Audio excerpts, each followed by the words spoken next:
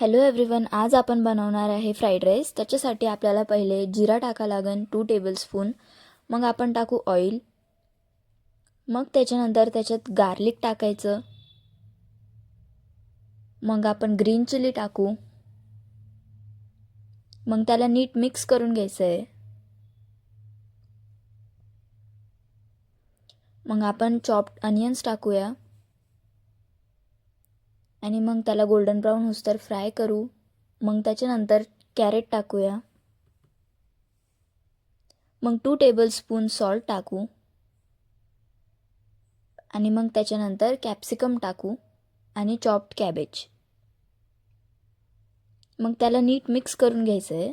मग त्याच्यात soya sauce टाकू आपण, मग रेड चिली सॉस आणि मग टोमॅटो सॉस. मग नीट आपण त्याला मिक्स करून घेऊ आणि मग त्याच्यात आपण आपला कुक्ड राईस आणि मग नंतर नीट परत मिक्स करून घेऊया.